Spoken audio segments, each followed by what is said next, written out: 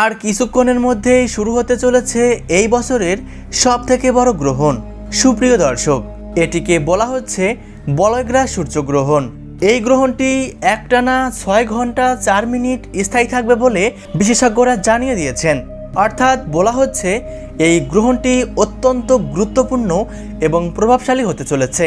তাই গ্রহণ চলাকালীন সবাইকেই থাকতে হবে খুবই সাবধানে, অন্যথায় জীবনে নেমে আসতে পারে চরম বিপর্যয়। তবে বিশেষ সাবধানতা অবলম্বন করতে হবে যারা গর্ভবতী মহিলা রয়েছেন তাদেরকে। তো আসুন দেখে নেওয়া যাক এই গ্রহণটি ঠিক কখন শুরু হবে, কখন শেষ হবে, কোন কোন জায়গা থেকে দেখা যাবে, আর গর্ভবতী মহিলাদের উপর ঠিক কতটা প্রভাব বিস্তার করবে এক নজরে দেখে নেওয়া যাক।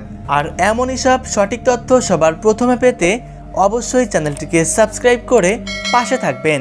আর আপনি কোন জেলা থেকে এই ভিডিওটি দেখছেন সেটা কমেন্ট করতে ভুলবেন না। চলুন এক নজরে দেখে নেওয়া যাক।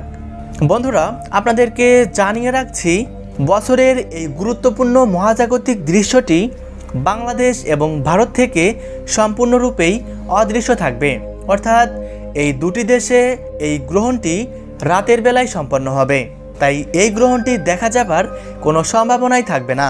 অর্থাৎ বাংলাদেশ সময় অনুসারে এই গ্রহণ শুরু হবে 2 অক্টোবর রাত 9:43 আর গ্রহণ শেষ হবে 3 অক্টোবর ভোররাত্রি 3:47।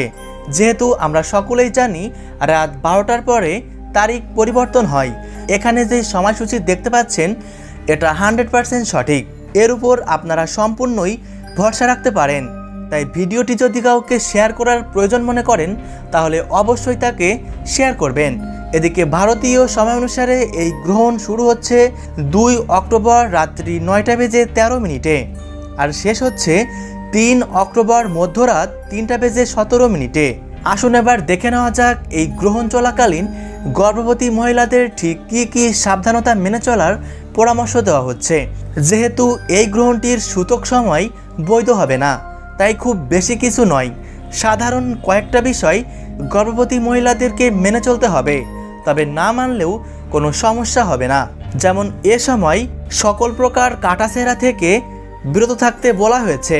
যেমন মাছ কাটা, সবজি কাটা, নখ কাটা, সেলাই ফড়াই এসব কার্য থেকে দূরে থাকতে বলা হয়েছে। গ্রহণ চলাকালীন দুশ্চিন্তা মুক্ত থাকতে বলা হয়েছে।